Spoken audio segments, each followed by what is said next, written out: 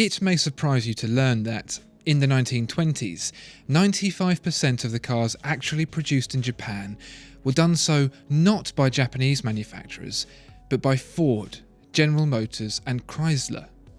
Today, by contrast, Japan is the second largest passenger car producing nation in the world, following only China, with the United States slipping down to fourth. Japan has spanned a century by moving from the production of poor quality domestic-only commercial vehicles to giving the world class-leading gems like the Nissan GT-R and the Lexus LFA. The question is, can the Japanese do the same with watches? The reason Japanese car manufacture has done so well is twofold: precision and performance. Although the nation has, for a long time, been trying to crack the luxury car market with varying degrees of success, it's towards the more affordable end that Japan has really made its mark. To think that, at one point, the idea of having a car starting first time every time, not immediately turning into rust, and not having panel gaps big enough to lose a finger in was pure fiction. That is, until the Japanese got involved. When the Toyota Motor Corporation introduced just-in-time manufacturing, where only the materials needed are supplied, and, as the name suggests, supplied just in time, it changed car production forever. It was the beginning of the end for many a slovenly car maker, resulting in engines that could spin over 8,000 RPM while maintaining a level of reliability that put the rest of the world to shame. Japanese watchmaking follows a similar, if not yet concluded, story. Shortly after the 1872 change from Japan's old system of time, which had a variable day length depending on the season, to Western time, Kintaro Hattori founded Seikosha, the house of exquisite workmanship. Hattori, like Toyota and many other Japanese car manufacturers, was inspired by the exports coming in from the West in the creation of his products, using Swiss movements in his pocket watches and giving them Western names like Timekeeper. But supply of parts was slow, and so a determined Hattori developed his own, including the hardest to make of all, the balance spring. Not even the destruction of the Seikosha factory in the 1923 Great Kanto earthquake could discourage a then 63-year-old Hattori. In just a year, he had rebuilt it, and to mark the emergence of his brand from the ashes, Hattori gave the first watch built in the new factory a Japanese name: Seiko. In 1956, after Hattori's death, the Marvel, the first ground-up Seiko, was released. A marked improvement on previous watches, it gave Seiko the confidence to pursue something never achieved by a Japanese watchmaker: a certificate of chronometric excellence from the Swiss.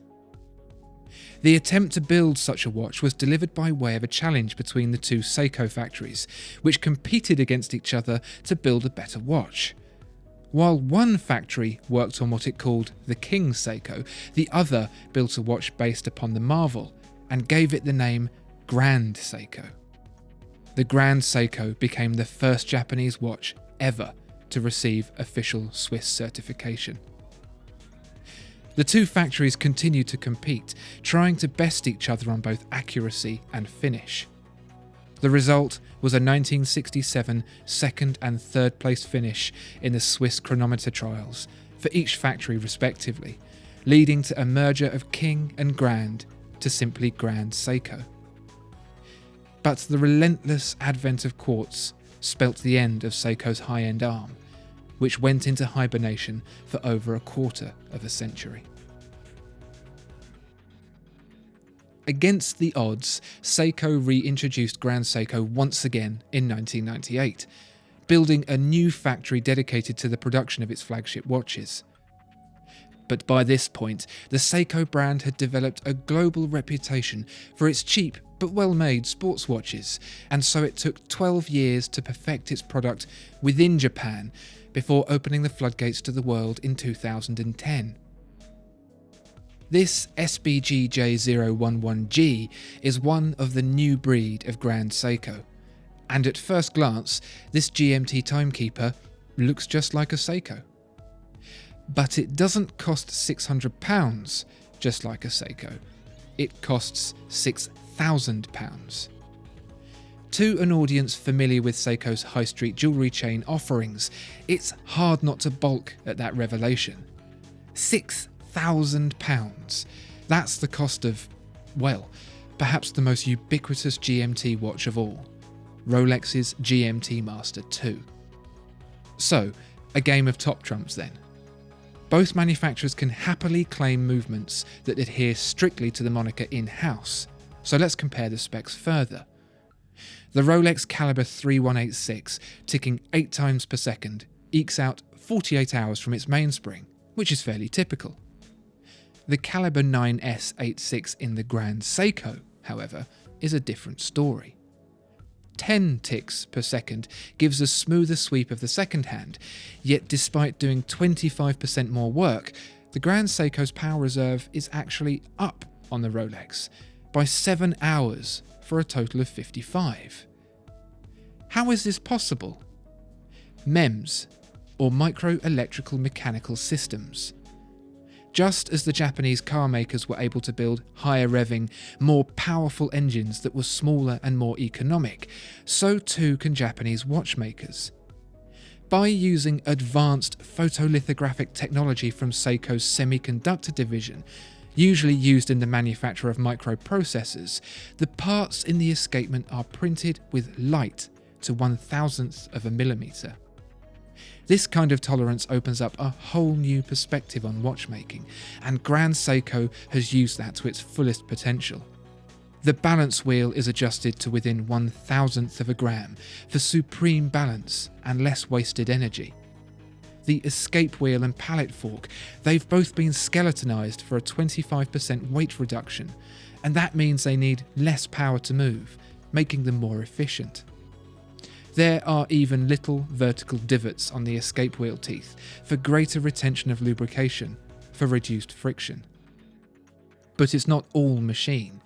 Every tooth on every wheel is hand polished to reduce friction even further, while every coil on the balance spring is spaced by hand for a uniform beat. The result is 55 hours of power from a 36,000 VPH movement.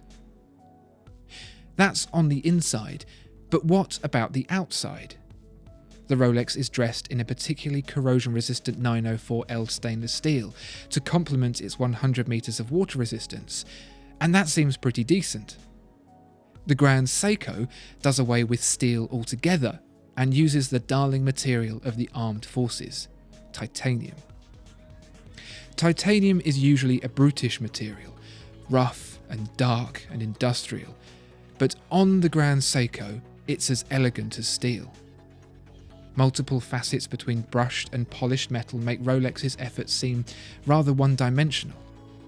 It's a technique that's mirrored on the dial, with the faceted hands and markers defined with jewel-like clarity.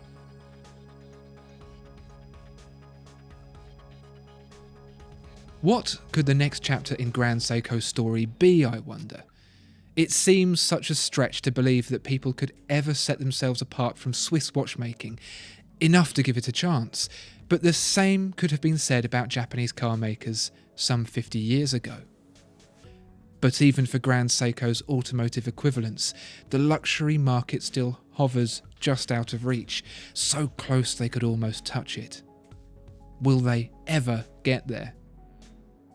Well, let's not forget that Swiss watchmaking was once a cheap alternative to French and British, and it took about a century to turn that attitude around.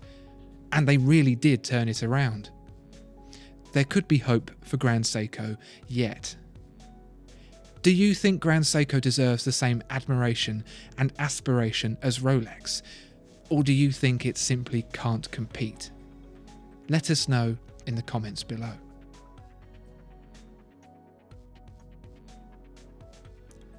Discover more exceptional watches at watchfinder.co.uk. If you enjoyed this video, please like and subscribe. If there are any other watches you'd like to see reviewed, please let us know in the comments below.